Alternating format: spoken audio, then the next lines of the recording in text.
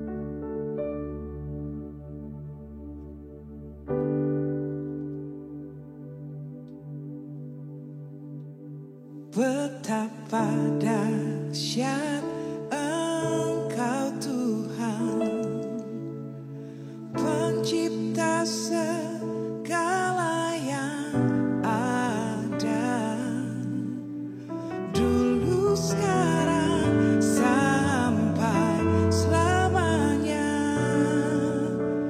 Hanya Engkau Tuhan, tak terselami pikiranmu, tak terukur panjang setiamu, dulu sekarang sampai selamanya. Hanya Engkau Tuhan.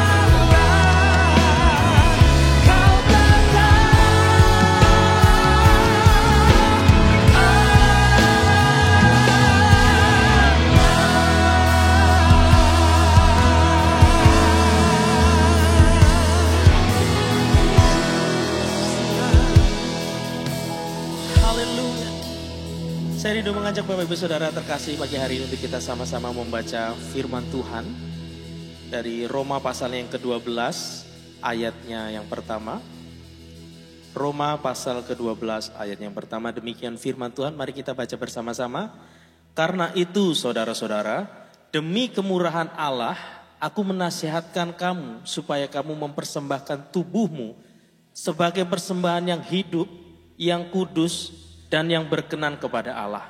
Itu adalah ibadahmu yang sejati. Mari kita sama-sama datang kepada Tuhan, kita berdoa. Kami ucap syukur untuk segala kebaikan Tuhan atas hidup kami Tuhan. Biarlah hidup kami boleh menjadi persembahan yang kudus, yang berkenan di hadapan-Mu Tuhan. Biarlah lewat setiap pujian penyembahan kami boleh meninggikan, kami boleh mengharumkan nama-Mu Tuhan. Di dalam nama Tuhan Yesus Kristus Allah kami yang hidup. Mari yang siap untuk memuliakan Tuhan lebih lagi. Sama-sama katakan, amin. Terima kasih Tuhan.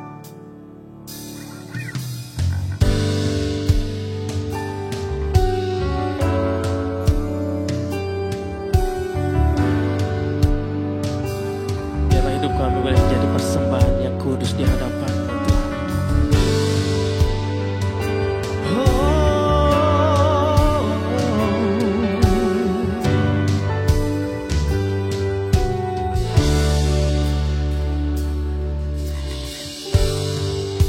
Kekuatan di jiwaku, ketenangan batinku, ada dalam hadirat-Mu, ku menyembah-Mu.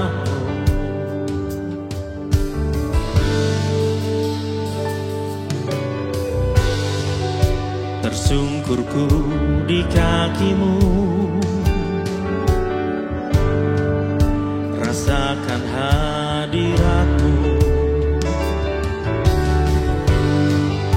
Takkan ku melepaskan-Mu, Kau cahaya bagiku. Mengiring-Mu seumur hidupku, masuk dalam rencana-Mu Bapa. Pikiranku, kehendakku, ku serahkan padamu. Harapanku hanya di dalam-Mu, ku kan teguh bersama-Mu Tuhan. Jadikanku bejana-Mu untuk memuliakan-Mu.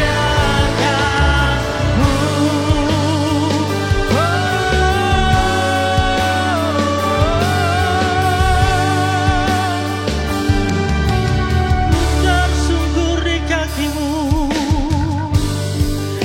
tersungkurku di kaki-Mu. Rasakan hadirat-Mu, takkan ku melepaskan-Mu. Kau cahaya bagiku. Mengiring-Mu seumur hidupku, masuk dalam rencana-Mu Bapa. Pikiranku, kehendakku, ku serahkan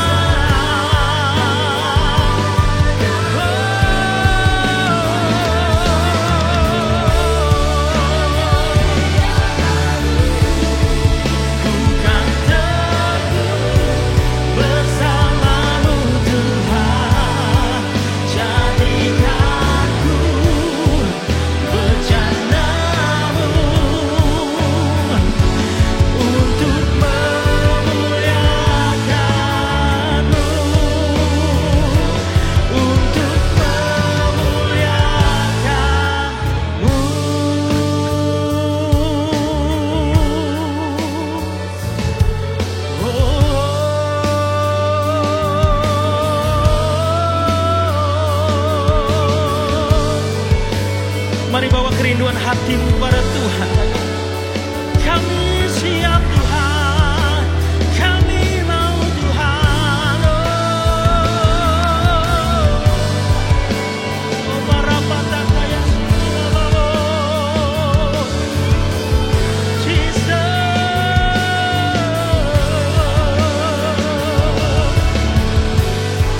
sempurnakan hati kami untuk kemuliaan-Mu.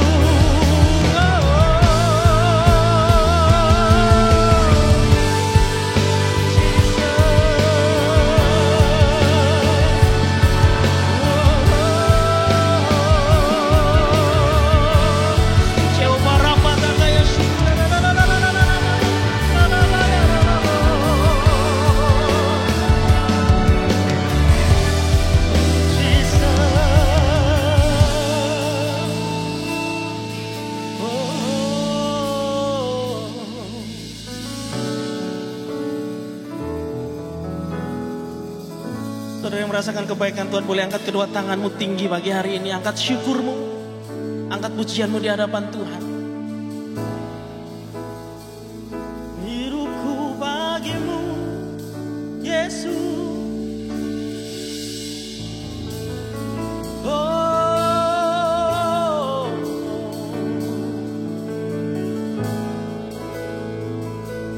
kini aku percaya tiada yang mustahil bagimu. Kuasa-Mu kuatkanku, dasarku berharap. Kini aku berserah pada rancangan-Mu bagiku. Ku ikuti panggilan-Mu, ku kan setia sampai akhir hidup. Kini aku percaya tiada yang mustahil. Mari dengan iman percaya katakan, kuasa-Mu kuatkanku, dasarku berharap. Kini aku berserah.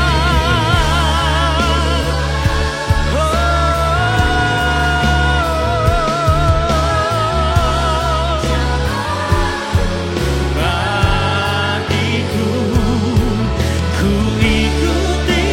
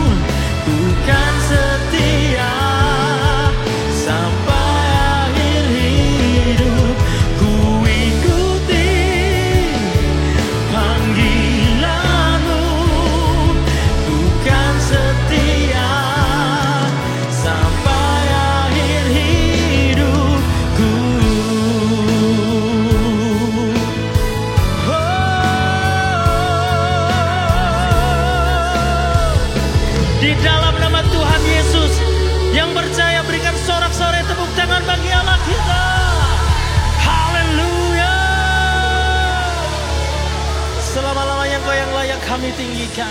Engkaulah sumber sukacita dan damai sejahtera kami. Di dalam nama Yesus yang siap bersorak-sorai bagi Tuhan kita. Sama-sama katakan. Haleluya.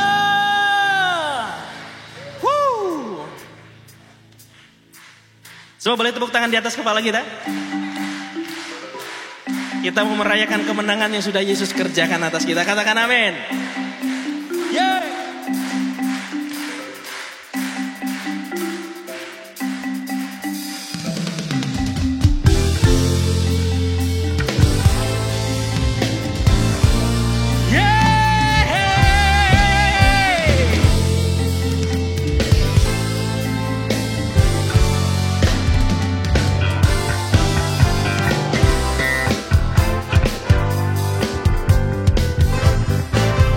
Kita boleh sama-sama bernyanyi. Nyanyi, puji Tuhan, bangun bait kudusnya. Di tempat ini Yesus telah hadir, kemuliaan Tuhan dinyatakan. Oh, sukacita, bangun bait kudusnya. Seluruh hidupmu bagi kemuliaannya, anugerahnya bagiku, kasihnya dicurahkan. Sambutlah dia, juru selamat, bersoraklah, nyanyi, hey, haleluya. Di tempat ini Yesuslah hadir, kemuliaan Tuhan dinyatakan. Oh, sukacita, bangun bait kudusnya. Persembahkanlah seluruh hidupku bagi kemuliaannya. Anugerahnya bagiku, kasihnya dicurahkan. Hey! Sambutlah dia, juru selamat, bersoraklah, nyanyi, puji Tuhan. Haleluya.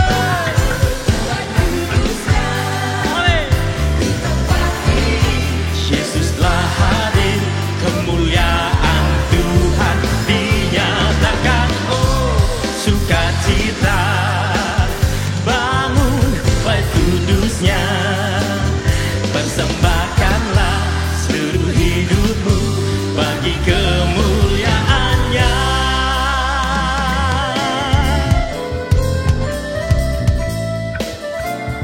Tuhan berfirman, bersukacitalah karena Tuhan, maka Dia akan memberikan apa yang diinginkan hatimu kepadamu. Amin.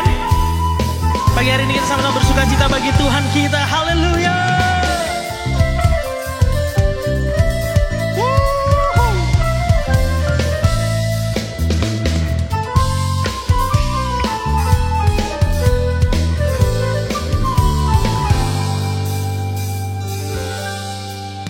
Anugerahnya bagiku, kasihnya dicurahkan. Sambutlah dia, selamat, bersoraklah, bersoraklah, nyanyi, puji Tuhan.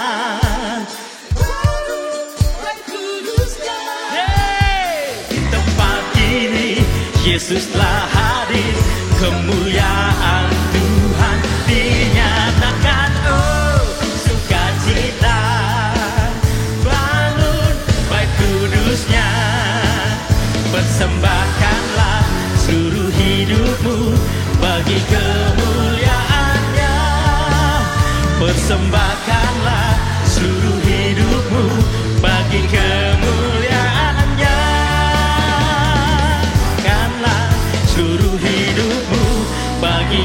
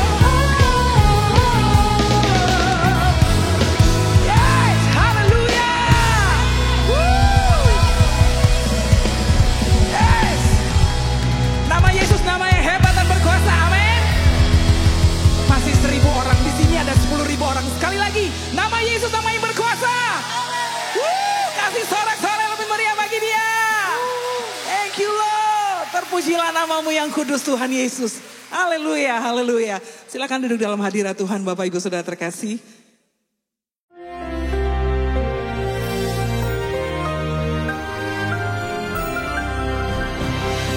Shalom warga kerajaan, how to become a kingdom influencer. Pada minggu yang lalu saya ulangi sedikit, berbicara tentang seorang wanita Samaria yang ditemui Tuhan Yesus di sebuah yaitu sumur. Dan bagaimana dia menjadi consumer, menjadi distributor.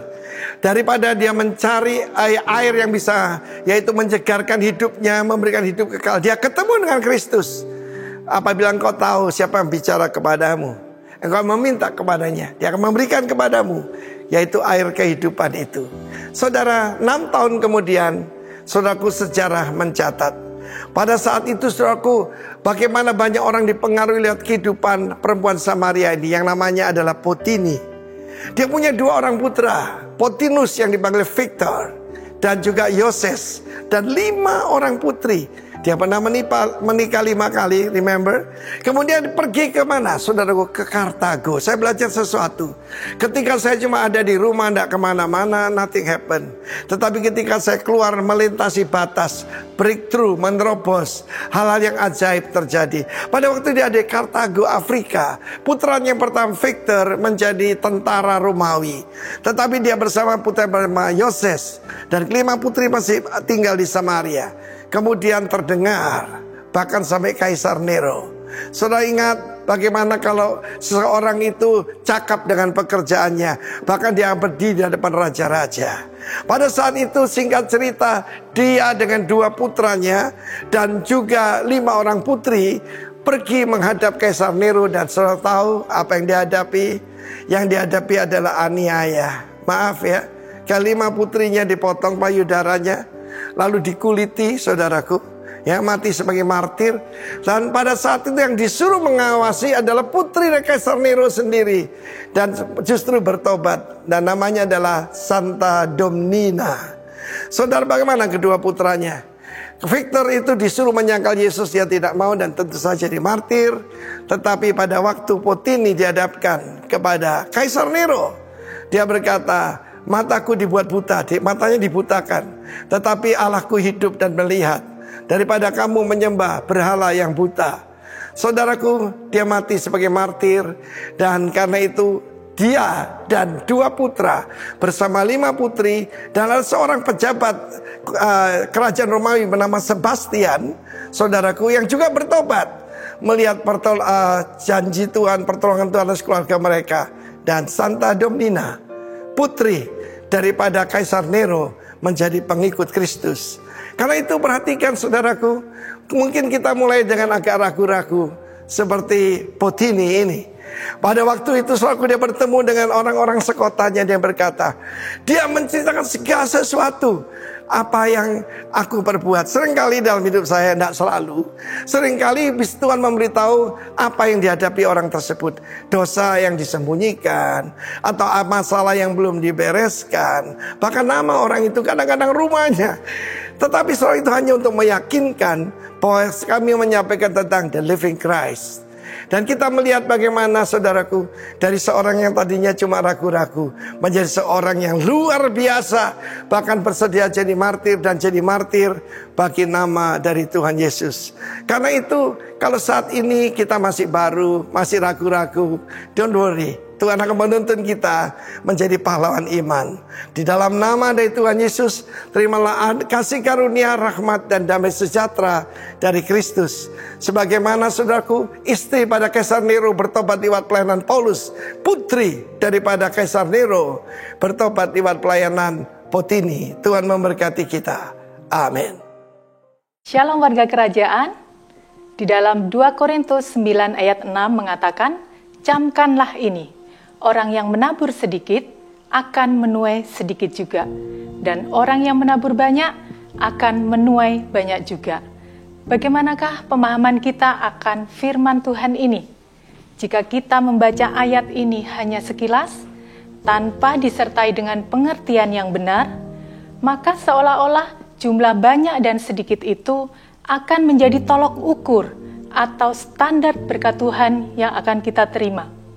Dan hal ini tentunya akan mempengaruhi motivasi kita di dalam memberikan persembahan.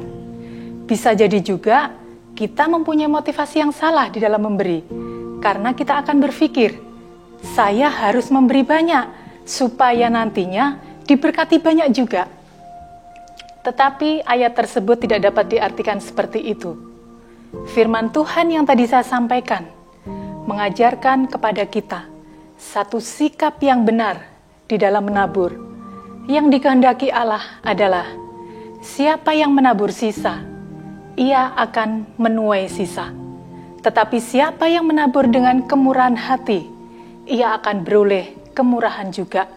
Jadi bukan masalah banyak atau sedikitnya taburan yang kita berikan, tetapi Allah melihat sikap hati kita. Apakah kita melakukan dengan kemurahan hati seperti yang Tuhan ajarkan kepada kita? Kemurahan hati akan muncul ketika kita mengalami kemurahan dari Allah. Seperti kita ketahui bersama, bahwa Dia adalah pribadi yang begitu murah hati terhadap umat-Nya. Jadi, siapakah di antara kita yang tidak pernah mengalami kemurahan Tuhan?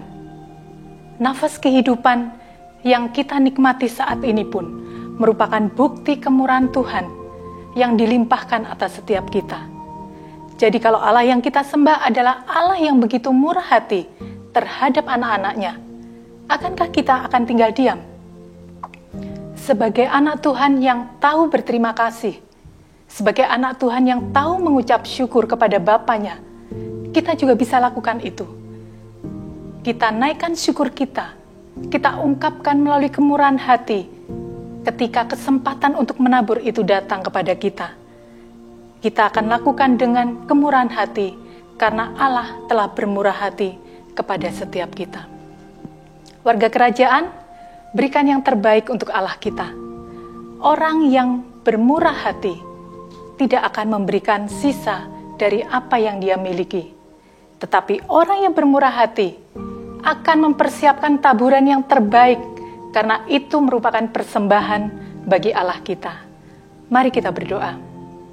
Terima kasih Tuhan Yesus yang baik, buat berkat-berkat-Mu, buat kasih setia-Mu, buat kemurahan-Mu dan kebaikan-Mu yang Tuhan sudah nyatakan pada kehidupan kami.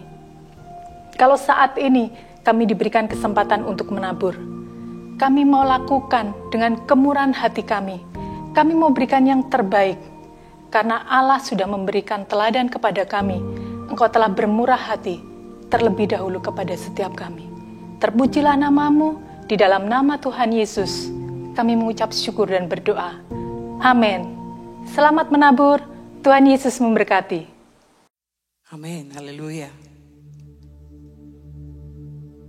Berapa banyak yang percaya bahwa Allah yang kudus, Tuhan Yesus hadir di tengah-tengah kita pagi hari ini. Mari siapkan hati kita, biar hati kita siap untuk menerima taburan firman pagi hari ini. Kami sembah Engkau Allah yang kudus. Kami mau selalu dekat dengan Engkau, mengerti isi hati-Mu, dan melakukan apa yang Tuhan mau dalam hidup kami. Thank you Lord. You are holy, holy. Yes Lord. Amen.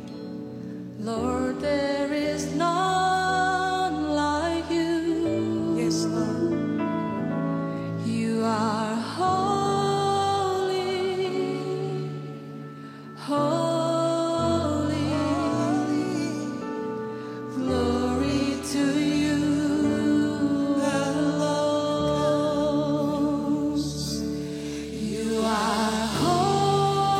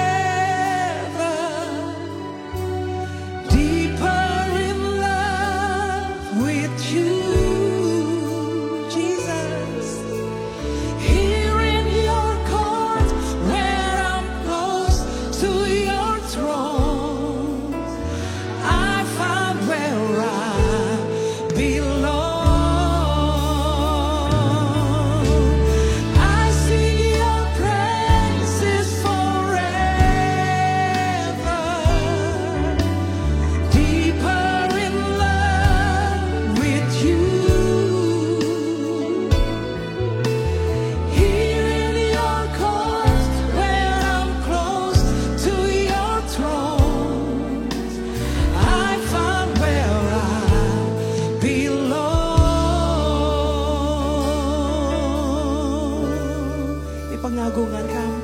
Engkau kudus, kudus, tiada sepertimu. Engkau kudus, kudus, mulialah nama kami nyanyikan. Ku nyanyikan pujianku, semakin mengasihimu. Di hadiratmu dekat tahtamu, ku temukan kasih. Kami datang bawa nyanyian kami, ku nyanyikan bagi Engkau Yesus, Tuhan kami yang kudus. Bawa kami lebih lagi Tuhan. Di hadiratmu dekat, amin.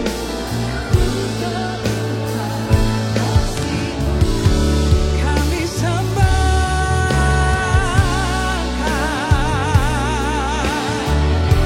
dekat denganmu, cari wajahmu, itu kekuatan kami. Yesus Tuhan, Yesus Kau segalanya. Bawa kami lebih dekat, bawa kami menyapamu di tempat kudusmu, memandang wajahmu. Kami mau dengar Tuhan berbicara, kami haus dan lapar akan Engkau. Kami perlu Tuhan, kami perlu Tuhan. Mari buka hatimu pagi menjelang siang ini, sembah Dia, sembah Dia.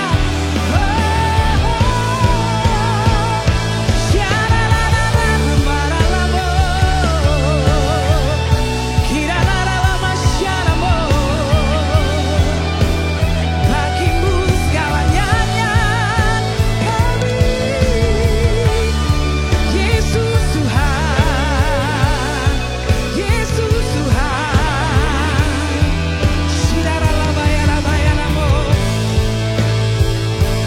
Yes.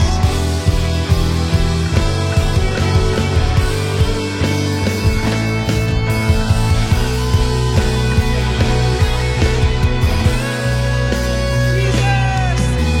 Ku nyanyikan pujianku, semakin mengasihimu. Yes Lord. Di hadiratmu dekat, ku temukan. Saya ajak Bapak Ibu sendiri nyanyikan pujian ini, katakan, ku nyanyikan pujianku. Ku nyanyikan segenap hatimu, bawa lagumu buat Dia. Katakan engkau mengasihi Dia. Yes Lord. Shikararalabalabaya-namashe. Amin. Sekali lagi mari Bapak Ibu sendiri nyanyikan. Kami nyanyikan, ku nyanyikan bagi Tuhan Yesus, semakin mengasihi. Benar Tuhan. Di hadiratmu dekat tahtamu, ku temukan. Sing, I sing, I sing, I sing your praises forever.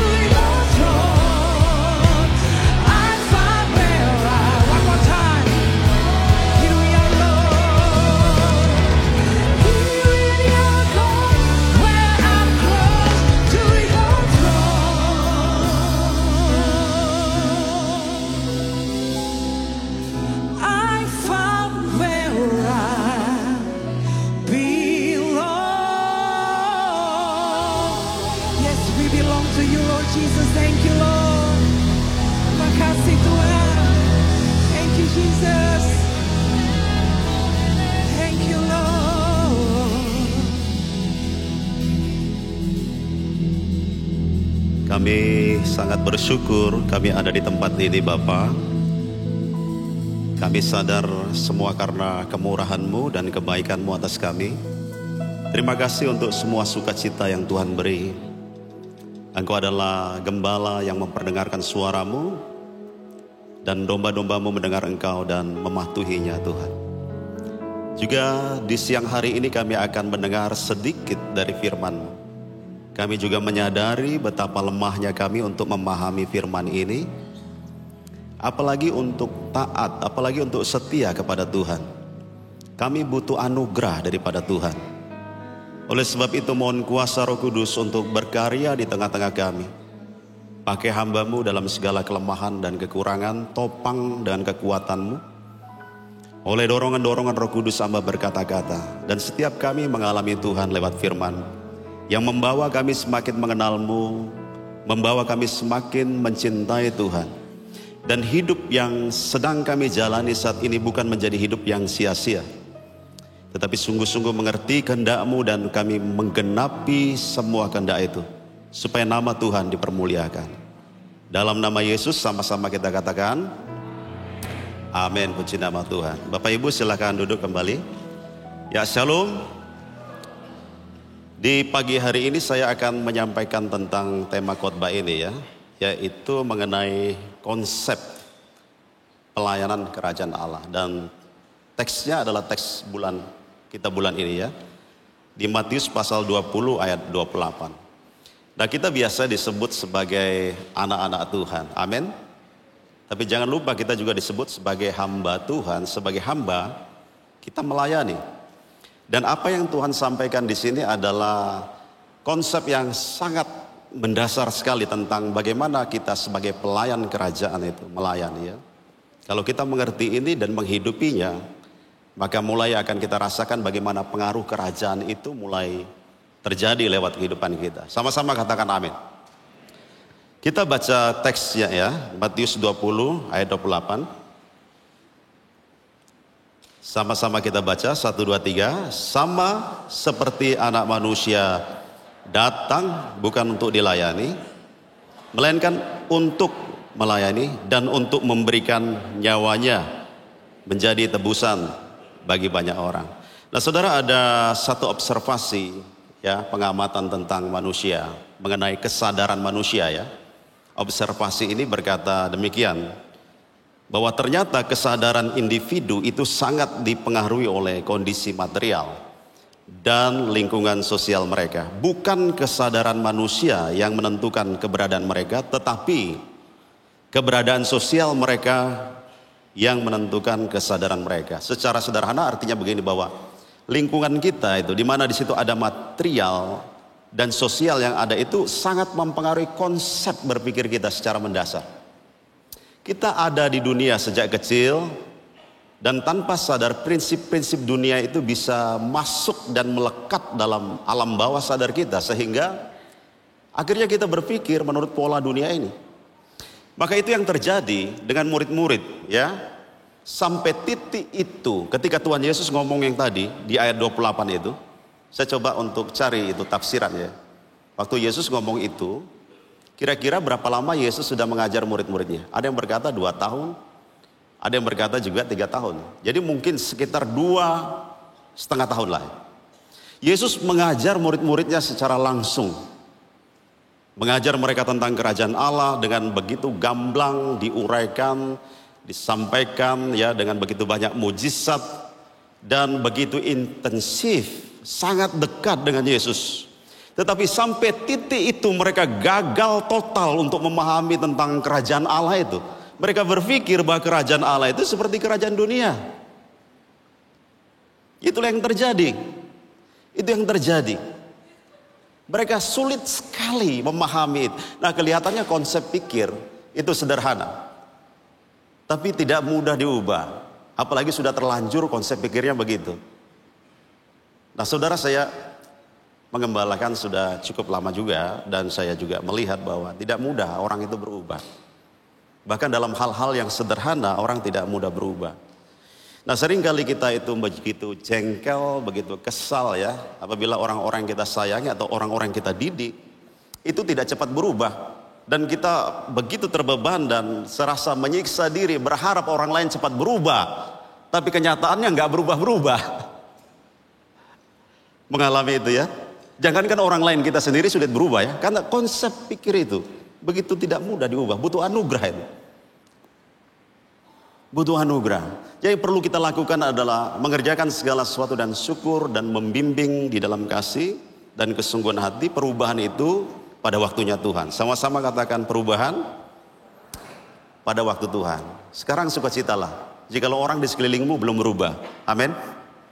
Yesus melihat mereka yang tidak pernah berubah sampai detik itu gagal total memahami tentang kerajaan Allah. Yesus sabar mengajar mereka dan berkata, no, bukan begitu konsepnya. Tapi konsepnya begini. Dan dalam ayat yang ke-28 Tuhan mengajar bagaimana itu tentang konsep pelayan kerajaan Allah ya. Dan ini yang pertama yang diajarkan kepada kita tentang konsep motivasi yang pertama. Bahwa bukan misi pribadi kita, tetapi untuk misi kerajaan Allah. Tuhan Yesus berkata sama seperti anak manusia datang. Nah, klosa itu bukan ya perkataan biasa seperti kita dari rumah lalu pergi ke warung kopi dari satu tempat ke tempat lain untuk datang. Bukan dalam artian biasa seperti itu. Tapi ini bicara tentang misi Allah ke dunia ini.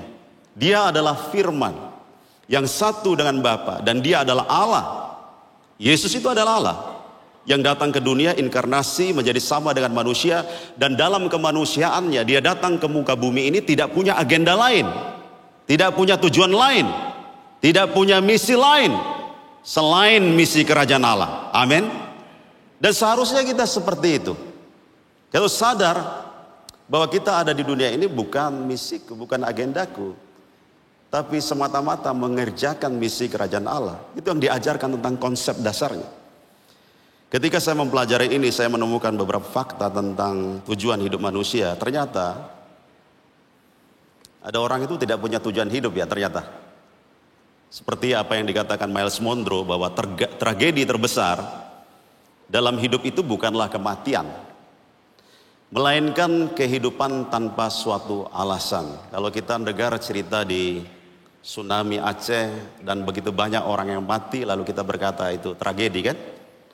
Atau kita juga masih mengingat kisah yang terjadi di Jepang, tsunami gempa yang besar, akhirnya banyak orang mati dan kita berkata itu tragedi. Tapi menurut perkataan Myles Monroe, kematian itu bukan tragedi. Karena kematian itu sesuatu yang pasti. Saya yang berdiri di sini pasti akan mati. Pasti akan mati.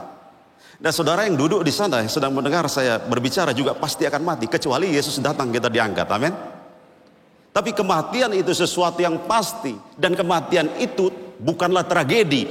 Yang tragedi adalah selagi kita hidup ini loh, kita nggak tahu ngapain ini, mau ngapain ini. Tujuannya kita apa? Ada lagu Bengawan Solo, masih ingat lagunya itu kan? Rapnya saja berkata apa? Air mengalir sampai akhirnya ke laut, itu masih ada tujuannya. Tapi ini benar-benar tidak ada tujuannya ini. Kemana angin berhembus ke situlah, memang tidak ada tujuan. Dan jikalau kita hidup seperti ini sebenarnya tragedi kehidupan. Ya, hidup tanpa tujuan. Selanjutnya ada orang yang betul sudah punya tujuan, dia punya target, dia punya misi, dia punya goal, tetapi tujuannya itu keliru. Myles Monroe juga berkata bahwa kegagalan terbesar itu adalah ketika kita sukses dalam apa yang salah. Sukses sih, tapi salah. Itu kegagalan besar. Ada orang yang ya memang tujuan hidupnya itu hanya untuk senang-senang. Hedonis. Berkata bahwa tujuan tertinggi manusia itu adalah senang-senang. Makanya ada namanya kaum hippies. Mereka mengejar kesenangan. Tetapi saudara, semakin kita kejar kesenangan dunia ini, semakin spirit kita itu kering. Bukan hanya spiritnya kering, tapi juga Amsal berkata kantongnya ikut kering. Amsal berkata, siapa suka kesenangan akan menjadi orang miskin, siapa suka anggur dan minyak tidak akan menjadi kaya. Ada orang memang hidupnya hanya untuk kejar kesenangan itu. Tapi ada orang juga, saudaraku, itu punya tujuan untuk menimbun kekayaan sebanyak-banyak. Nanti saudara bisa baca di Lukas pasal 12 ayat 19 sampai 21. Saya tidak bisa membahas di sini karena waktu kita yang begitu singkat ya. Orang yang hanya tujuannya untuk menimbun kekayaan itu. Apakah salah menjadi kaya? Tidak. Bila itu untuk kerajaan Allah. Yang salah kata Tuhan adalah kita kaya untuk kekayaan itu sendiri, itu yang salah. Dan Tuhan berkata betapa bodohnya orang seperti itu. Ya, ada orang yang senang-senang, ada yang orang mengejar kekayaan. Tapi bagaimana dengan murid-murid Yesus dalam kisah itu? Mereka tujuannya dan mengejar ini, saudara. Hidup untuk kedudukan yang tinggi. Dari mana kita tahu? Ayat 21. Kata Yesus, apa yang kau kehendaki? Jawabnya, berilah perintah supaya kedua anakku ini boleh apa? Duduk kelak di dalam kerajaanmu. Yang seorang di sebelah kananmu dan yang seorang lagi di sebelah kirimu. Mereka tidak terlalu tertarik dengan kesenangan-kesenangan seperti tadi itu. Mereka juga tampaknya tidak terlalu tertarik dengan uang ya. Mereka ada goal yang lebih tinggi daripada itu, yaitu punya jabatan, kedudukan yang paling tinggi. Ketika nanti Yesus jadi raja. Karena mereka sangat dipengaruhi oleh keadaan Romawi pada saat itu. Dan cita-cita bangsa Israel tentang hadirnya seorang Mesias yang akan hadir sebagai raja. Dan mereka berpikir itu secara duniawi. Mereka ingin kedudukan itu. Mereka mau itu. Kedudukan yang paling tinggi mereka cari. Dan untuk mendapatkan kedudukan ini, apa yang mereka lakukan?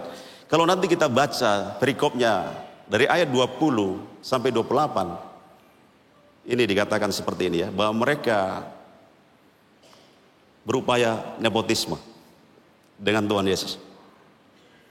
Matius ayat 20, pasal 20 ayat 20, maka datanglah ibu anak-anak Zebedeus serta anak-anaknya itu kepada Yesus, lalu sujud di hadapannya untuk meminta sesuatu kepadanya. Siapa ibu anak-anak Zebedeus itu? Salome. Dan penafsir berkata Salome itu ada hubungan dekat dengan ibu Tuhan Yesus. Jadi ini masih kerabat dekat, sangat dekat. Dan mereka pakai cara nepotisme itu untuk mendapatkan jabatan itu. Saudaraku, nepotisme itu adalah salah satu cara yang sangat canggih, sangat ampuh untuk mendapatkan jabatan yang setinggi-tingginya dan dengan cara semudah-mudahnya. Apakah itu di dalam dunia politik dan apakah itu dalam pelayanan bisa terjadi? Saya cerita sedikit kisah saya ya, boleh ya? Ketika saya tamat STH, papi saya dari kampung datang ke Bali. Dan ketika di wisuda, papi saya bisik-bisik kepada saya, Hen, habis ini kamu pergi ke Jawa. Karena di Jawa itu ada keluarga yang sudah merintis gereja. Dan gerejanya sudah besar, saudara. Gede, saudara. Lumayan lah itu ya. Dengan jemaat ratusan, ya 300 atau 400 itu ya, sekitar itu. Itu cukup gede kan? Untuk seorang STH. Lalu kemudian juga pelayanan yang sudah begitu mapan. Dan keluarga di sana sudah cukup tua. Harapannya ada yang meneruskan itu.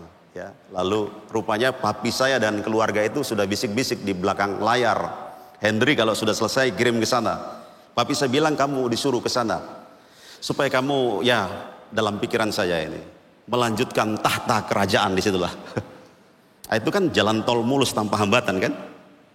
Tapi saya sudah diajar bagaimana ambil keputusan jangan berdasarkan uang, jangan berdasarkan kedudukan. Saya diajar oleh mentor-mentor, saya diajar oleh kakak-kakak rohani, pendeta-pendeta, jangan punya mata seperti matanya Lot. Melihat lembah Sodom dan Gomora begitu subur dan dia memilih itu dan setelahnya dia habis dan hancur hidupnya. Saya diajar itu dan tertanam sekali dalam pikiran saya. Lalu saya berkata kepada papi saya, Pi sebentar, izinkan saya tanya Tuhan dulu 1 hari. Akhirnya saya berdoa puasa 1 hari, dari terbit matahari sampai ke terbenamnya itu. Tidak makan, tidak minum, hanya ingin tanya, apakah ini dari Tuhan atau bukan? Dan saya doa puasa di situ. Dan ketika matahari sudah terbenam, papi saya datang dan berkata, Hen, apa kata Tuhan? Lalu saya berkata dengan sangat tegas, papi, saya yakin itu bukan dari Tuhan, saya tidak mau ke sana. Dan alangkah kecewanya papi saya dan berkata, Henry, papi nggak ngerti sama kamu ini. Namanya orang tua kan, pingin yang terbaik bagi anak-anaknya. Tidak salah menempatkan keluarga, asalkan memang dia orang yang tepat. Tidak salah, kita perlu menyiapkan anak-anak kita untuk masuk dalam jabatan yang tepat, posisi yang tepat. Tidak salah. Tapi maksudnya adalah seringkali itu nepotisme adalah cara yang paling gampang untuk mendapatkan kedudukan setinggi-tingginya dengan cara semudah-mudahnya. Itu yang mereka pakai itu. Pakai nepotisme. Dan perhatikan cara mereka meminta. Ibunya sujud. Lalu meminta. Ini gambaran kita yang seringkali tidak tahu apa yang kita doakan. Apa sih yang kita minta kepada Tuhan? Seringkali apa yang kita minta pada Tuhan tidak ngerti apa-apa kita. Hal-hal yang keliru, hal-hal yang begitu kedagingan. Dan Tuhan tidak menjawab doa yang seperti itu. Amin. Haleluya. Dan kedua yang mereka lakukan adalah ini, saling mendahului. Ayat 24, mendengar itu marahlah ke 10 murid yang lain kepada kedua saudara itu. Kenapa mereka marah? Karena 10 murid itu juga sangat menginginkan posisi itu. Nampaknya ini adalah cerita yang terpisah ya. Nampaknya cerita yang terpisah, kedua murid itu sudah datang ya. Lalu akhirnya ke 10 murid itu mengetahui bahwa mereka sudah mendahului. Mereka juga menginginkan posisi itu. Dan yang membuat mereka lebih marah lagi. Karena yang dua ini mendahului. Yang membuat lebih marah sampai ke ubun-ubun. Bahwa emaknya juga ikut-ikutan minta itu. Emaknya. Jadi kedua anak Zebedeus ini sangat mengerti the power of, dia ngerti itu. The power of, dia ngerti itu. Dia pakai itu ya.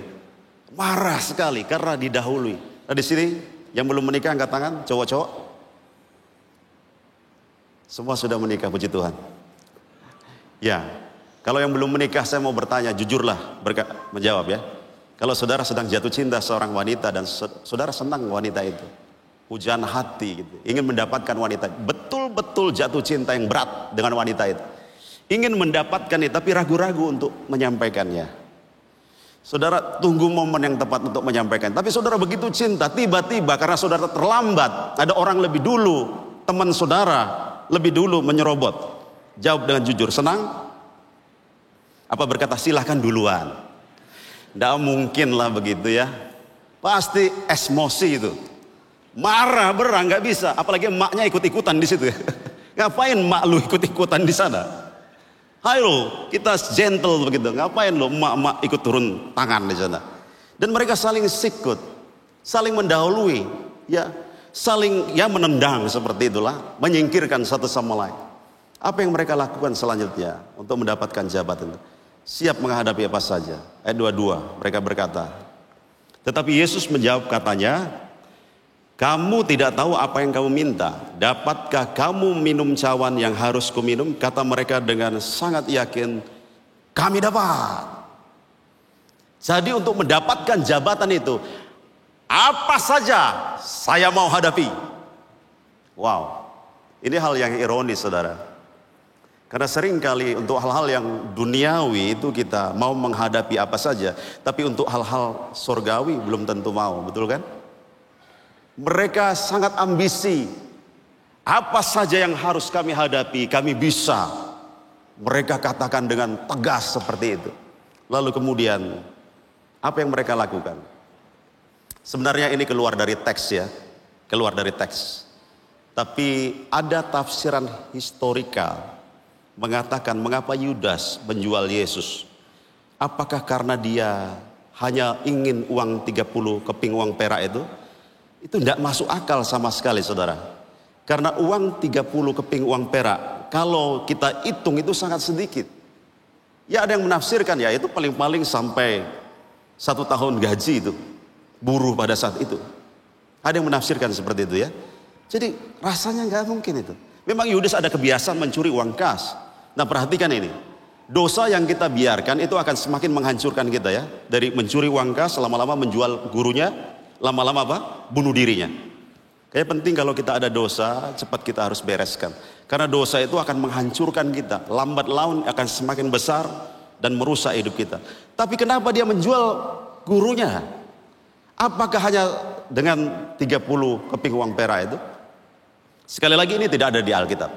Ini tafsiran secara historikal yang berkata bahwa dia kecewa dengan apa yang dikatakan Tuhan Yesus karena anak manusia harus menderita. Dia tidak ingin dengan cara itu, dia punya cara yang lain. Dan dia juga tidak menggunakan cara kedua anak Zebedeus dengan nepotisme itu. Tapi Yudas ini orang yang licik dan ya ada yang berkata dia pengikut salah satu faksi politik dan pikirannya sangat berpolitik gitu. Dan dia tahu bahwa Yesus begitu hebat, luar biasa.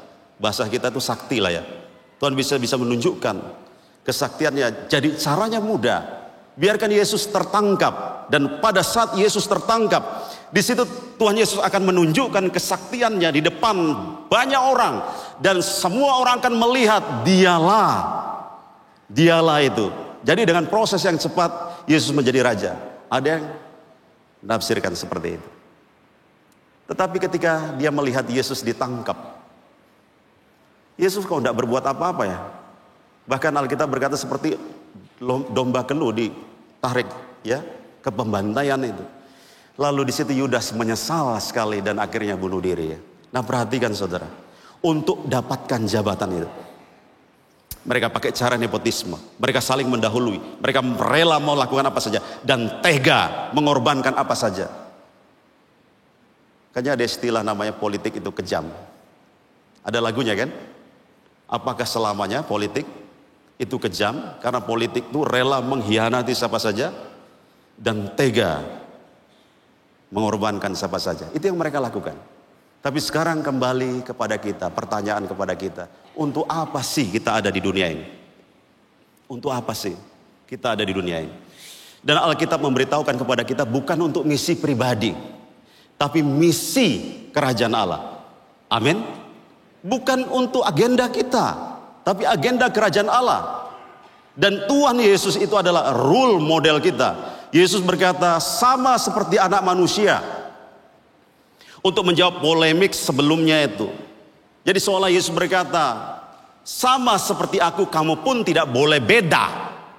Amin. Aku Tuhan dan gurumu datang ke dunia ini tidak punya agenda yang lain, tidak punya tujuan yang lain, tidak punya misi yang lain, hanya kerajaan Allah. Jadi sama seperti aku, demikianlah seharusnya engkau. Haleluya. Amin. Bapak Ibu kelihatan tegang ya. Apa saya yang tegang ini? Jadi Tuhan tidak mau kita beda. Ya, karena sering kali kita berkata saya percaya Yesus. Saya percaya Yesus. Saya ikut Yesus, tapi agendanya agenda pribadi. Itu masalah besar itu. Itu masalah besar. Kita berkata Yesus itu junjungan saya. Yesus itu juru selamat saya. Yesus itu guru saya. Tapi misinya bukan misi kerajaan Allah, misi pribadi. Ada masalah di situ kan? Coba kita membaca sama-sama ini. 1, 2, 3. Murid Kristus yang hidup hanya untuk misi pribadi, bukan untuk misi kerajaan Allah, adalah suatu pemberontakan terhadap Kristus. Mungkin kita tidak pernah berpikir jauh seperti itu. Tapi coba renungkan, kita yang mengaku mengikut Yesus tapi punya misi pribadi, bukankah itu suatu pemberontakan terhadap Tuhan? Bahkan itu pengkhianatan terhadap Tuhan. Jadi Yesus berkata sama seperti anak manusia, kamu tidak boleh beda dengan aku. Amin. Harus sama seperti aku. Ini kita ucapkan komitmen ini ya, pernyataan komitmen di tengah banyaknya godaan. Karena memang di dunia ini banyak sekali godaan. Godaan-godaan yang menyenangkan, lain sebagainya yang bisa membuat hati kita itu akhirnya bergeser ya. Tidak lagi mencintai misi kerajaan Allah karena dunia ini terlalu memukau. Ataupun juga tantangan dalam hidup. Banyaknya kesusahan, banyaknya air mata dan pergumulan, itu bisa membuat hati kita tidak lagi sungguh-sungguh terhadap kerajaan Allah. Saya banyak punya pengalaman ini dalam pelayanan, orang-orang yang banyak mengalami kesusahan, akhirnya meninggalkan Tuhan dan murtad, saudara. Tapi di tengah-tengah godaan dunia yang marak ini, yang banyak, dan kesulitan yang silih berganti yang kita alami, maukah kita mengucapkan komitmen ini di hadapan Tuhan? Sebagai murid Yesus, maukah kita mengucapkan komitmen ini? Sama-sama kita komitmen ya. 1, 2, 3. Saya diutus di dunia ini bukan untuk mengerjakan misi pribadi saya, tetapi dalam segala apapun pastikan tetap misi kerajaan. Pastikan tetap misi surga. Mungkin ini masih terlalu abstrak. Mungkin butuh aplikasi yang lebih praktis dalam sehari-hari. Apa bedanya orang-orang Kristen yang tidak sejati dengan orang-orang Kristen yang sejati? Apa bedanya? Orang-orang Kristen yang tidak sejati itu selalu mulai dari dirinya. Orang-orang Kristen yang sejati selalu mulai dari apa kata Allah. Orang Kristen yang tidak sejati akan berkata, saya mau kerja apa? Orang Kristen yang sejati akan berkata, Tuhan mau saya kerja apa? Apa ada bedanya? Apa ada bedanya? Orang Kristen tak sejati akan berkata, bagaimana saya harus mengerjakan pekerjaan itu? Orang Kristen yang sejati akan berkata, bagaimana Tuhan mau saya bekerja, mengerjakan pekerjaan itu? Apa ada bedanya? Orang Kristen yang sejati akan berkata, saya mau posisi itu. Tapi orang Kristen yang sejati akan berkata, apa Tuhan mau saya posisi itu? Apa ada perbedaannya? Jauh sekali kan? Yang belum menikah angkat tangan sekali lagi. Kok malu-malu ya? Kalau di Bedugul itu yang begitu semangat angkat tangan. Nah, orang Kristen tak sejati akan berkata, siapa yang saya akan nikahi? Sekali lagi, orang Kristen yang tak sejati akan berkata, siapa yang saya akan nikahi? Tapi orang Kristen sejati akan berkata, siapa yang Tuhan mau saya nikahi? Amin. Katakan amin. Kurang semangat kelihatannya.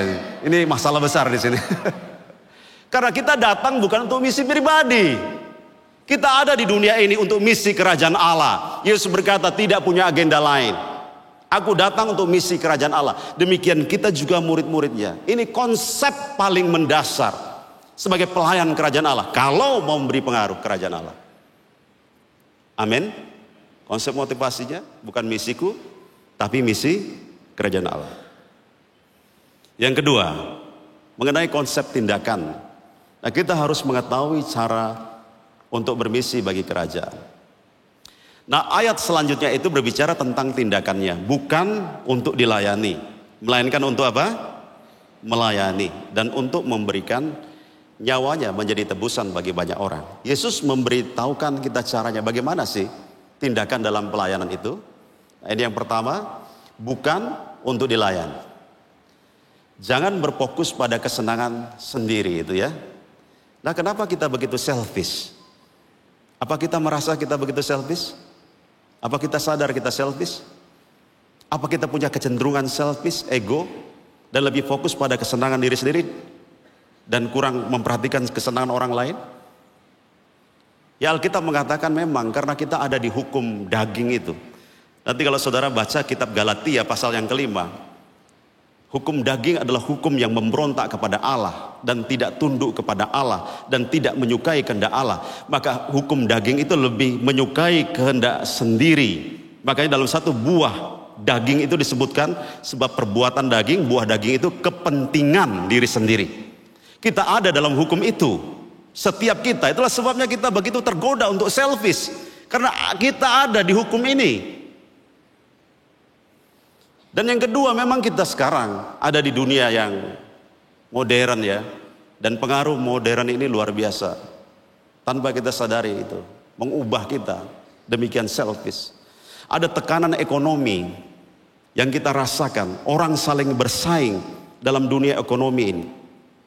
Kalau bisa mematikan yang lain, betul ya? Supaya kita lebih sukses dengan cara mematikan usaha orang lain.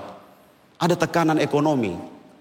Dengan sumber yang sedikit, dengan waktu yang sedikit, dengan kesempatan yang sedikit, kita saling bersaing. Itulah sebabnya orang tercetak pikirannya seperti itu. Dan membuat orang semakin selfish. Semakin menang sendiri ingin maunya. Kita ada di dunia modern ini saudaraku. Yang ya ingin menaikkan status sosial kan. Maka ada istilah itu, please, like, share, and follow. Makanya kita ingin semua di-follow orang kan. Mempertahankan itu, menaikkan status sosial kita. Kita mau kita semakin dilihat orang itu ya. Menaikkan status sosial kita.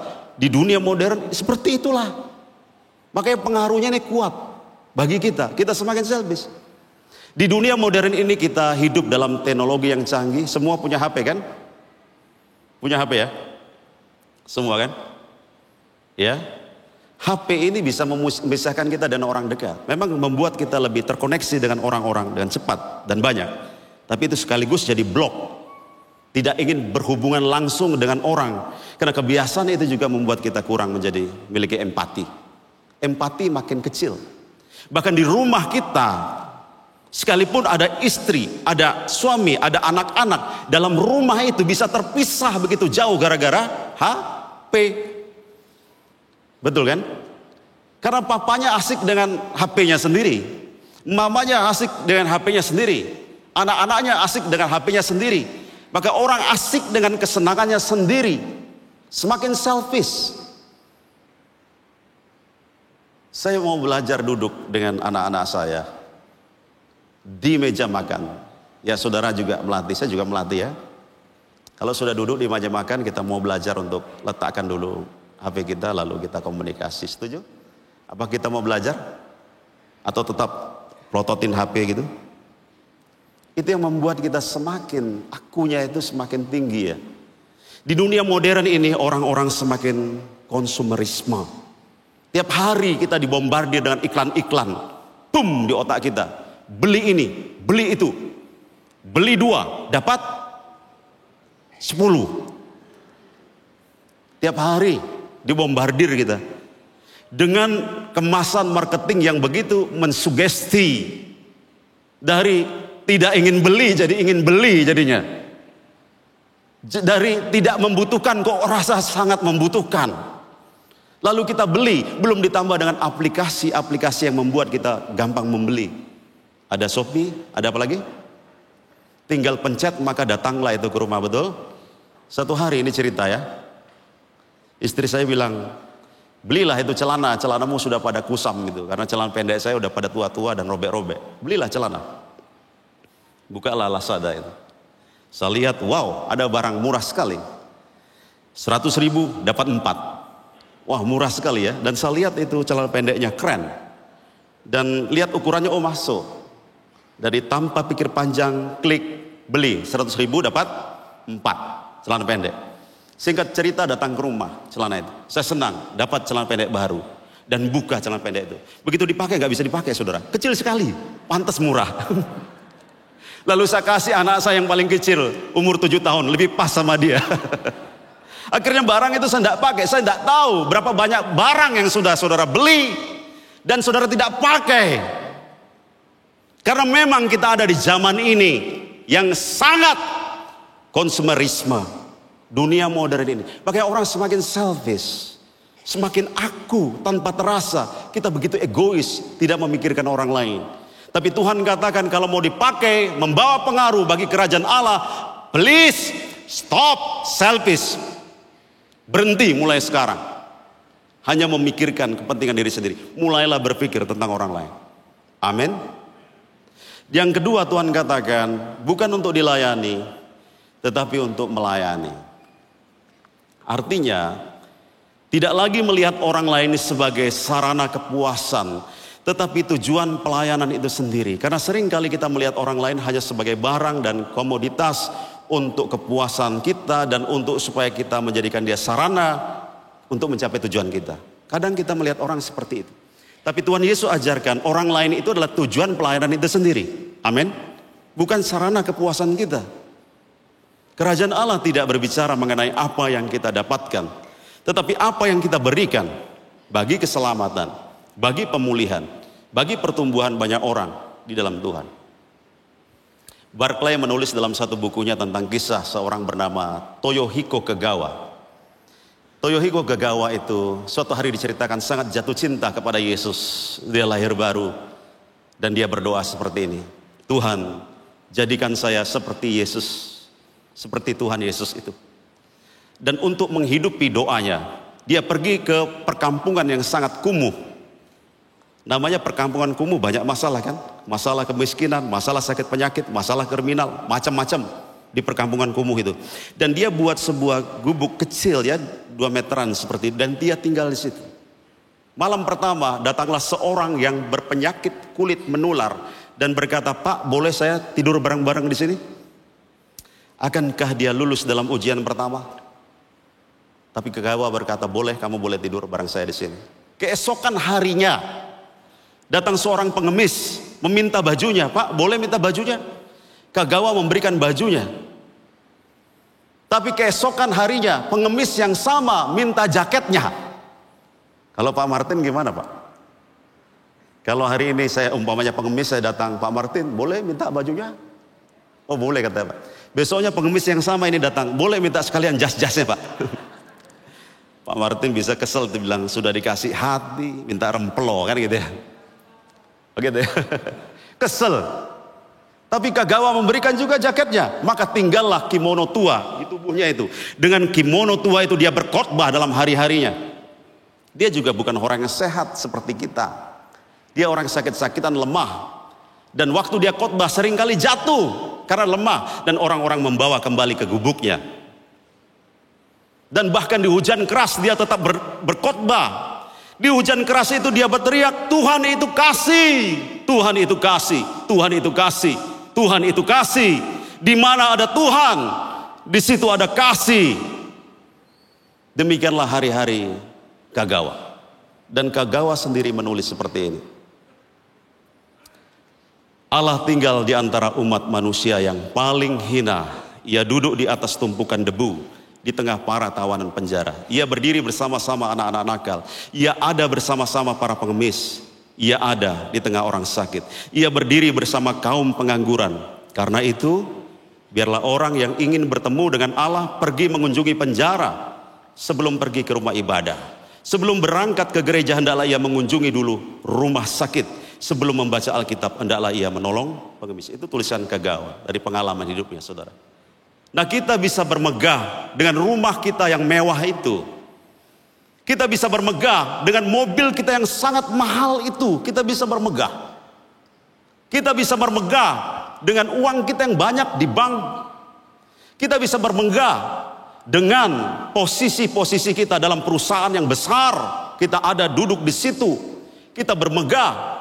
Kita bisa bermegah dengan akademik kita, tingkat akademik kita. Ada doktor, ada profesor. Di atas itu ada lagi yang lebih tinggi. Apa itu? Kabulator.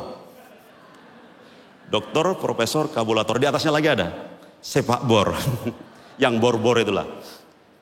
Dunia boleh bermegah dalam semua itu, saudara. Tetapi dalam kerajaan Allah, semua itu tidak relevan sama sekali. Kalau dalam kerajaan Allah bukan apa yang kita dapatkan. Dalam kerajaan Allah bukan apa yang kita punyai. Tetapi dalam kerajaan Allah apa yang kita beri. Dan seberapa banyak tangan ini telah menolong orang. Amin. Bukan apa yang kita dapatkan, apa yang kita berikan itu dalam kerajaan. Yesus berkata, bukan untuk dilayani, tapi untuk melayani. Dan Yesus memberitahukan kita cara yang terakhir. Mohon kesediaan, WL, singer, bisa maju ke depan ya.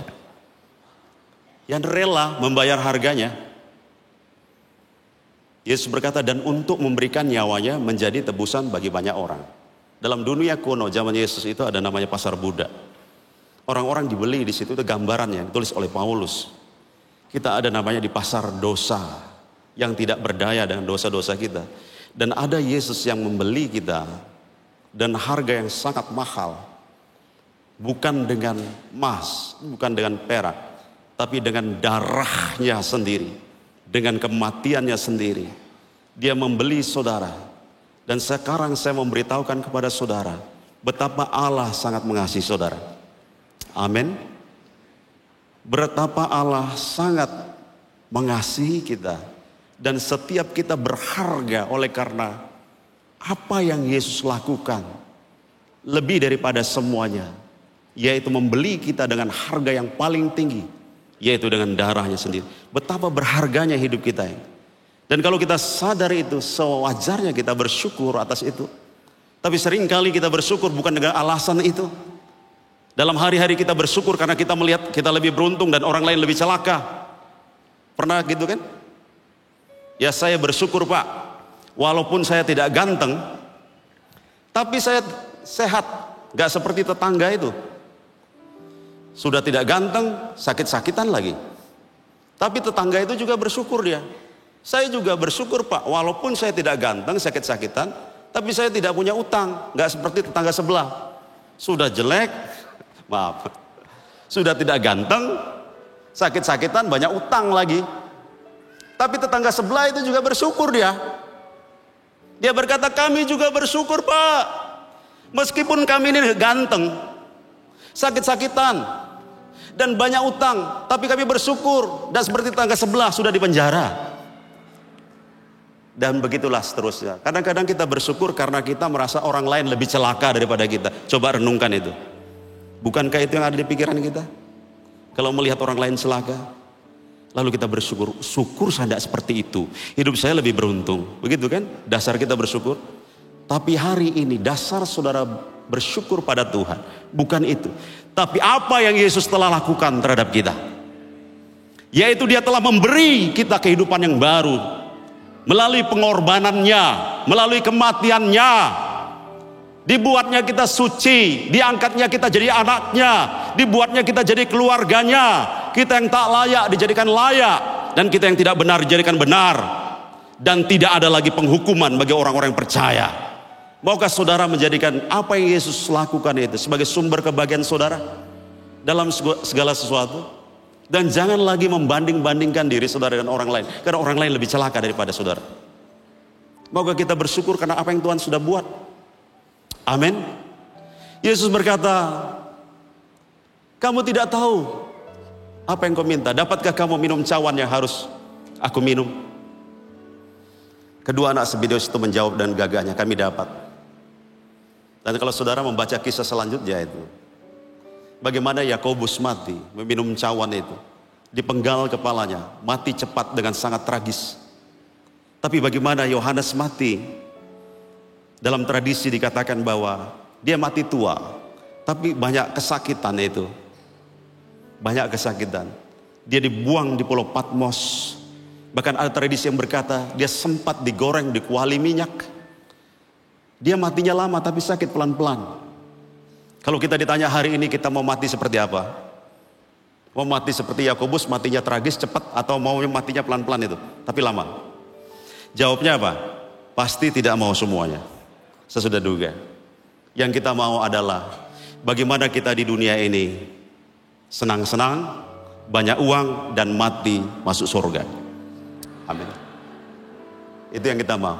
Tapi Tuhan katakan, dalam kerajaan ini, kalau kamu memberi hidup bagi orang lain, mau melayani, ada harga yang harus kamu bayar. Itu bicara tentang air mata. Bicara tentang tekanan, pergumulan, kesesakan, dan kesulitan yang kita hadapi. Bagaimana kita supaya setia? Hanya persekutuan kita dengan Tuhan. Paulus berkata, segala perkara dapat aku tanggung dalam Dia, di dalam Yesus. Persekutuan di dalam Yesus memberikan kekuatan terus menerus. Dan jikalau kita mengalami itu, pada saat kita membayar harga dan banyak air mata di sana, bersukacitalah kata firman Tuhan. Karena itulah jejak Tuhan Yesus. Amin. Saat engkau melayani ada pergumulan, bersukacitalah. Karena itu jalan yang ditempuh oleh Tuhanmu. Dan kau sama serupa dengan Tuhanmu. Alkitab berkata bersukacitalah. Karena itulah jalan menuju upah yang sesungguhnya dan kebesaran yang sesungguhnya. Tuhan Yesus berkata seperti ini, tidaklah demikian di antara kamu. Barang siapa ingin menjadi besar di antara kamu, hendaklah ia menjadi pelayanmu.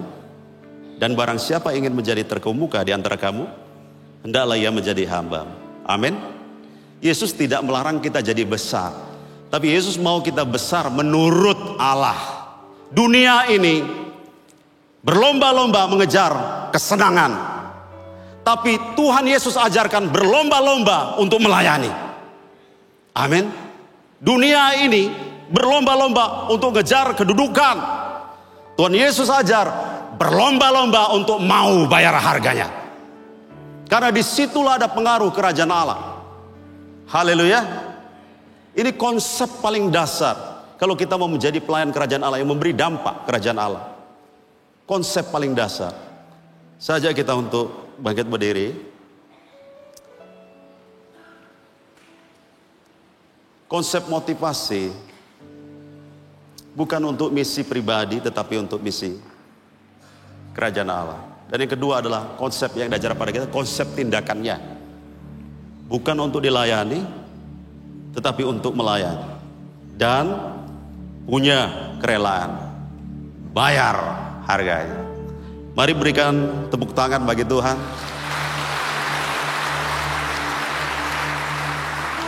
Dan kita mau menyanyikan lagu ini sebagai komitmen kita setia pada Tuhan dalam segala keadaan ya. Dalam segala keadaan, waktu berlimpah maupun kurang, tetap Yesus yang mempesona hatiku. Dia beri damai dan kesempatan baru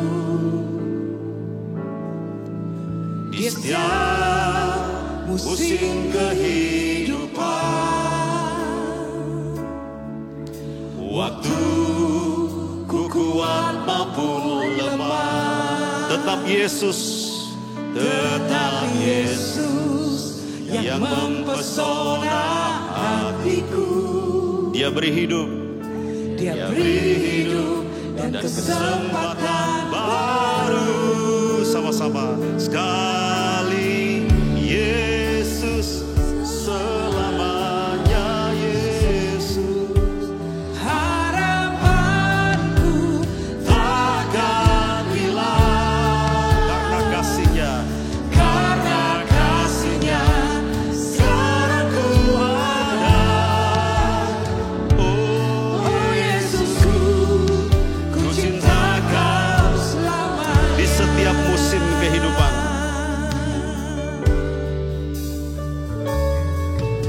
Di setiap musim kehidupan, Waktuku kuat maupun lemah, ku kuat maupun tetap lemah, Yesus yang mempesona hatiku. tetap Yesus yang mempesona hatiku. Dia beri hidup dan kesempatan Dia baru. beri hidup dan kesempatan baru. Sekali Yesus, selamanya Yesus. Harapanku takkan hilang karena kasih-Nya sekarang ku ada. Oh Yesusku, ku cinta Kau sekali Yesus, selamanya Yesus. Harapanku takkan hilang, Takkan hilang karena kasih-Nya. karena kasih-Nya sekarang ku ada. Oh Yesusku, ku cinta Kau. Lebih lagi katakan sekali Yesus. Sekali Yesus, selamanya Yesus. Harapanku takkan hilang karena kasih-Nya sekarang ku ada. Oh Yesusku, ku cinta Kau selamanya.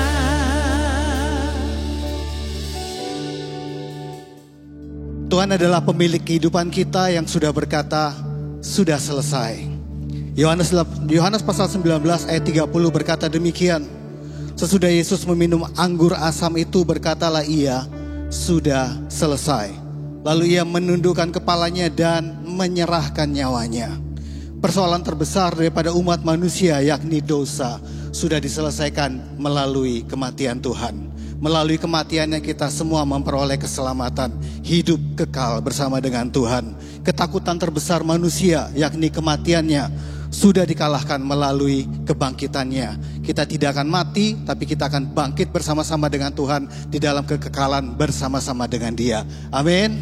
Kita mengingat kematian dan korban Yesus di atas kayu salib bagi kita semua. Kita angkat tinggi roti di atas kepala kita. Bukankah roti yang kita angkat tinggi ini adalah merupakan persekutuan kita dengan tubuh Kristus? Mari kita makan dalam nama Yesus.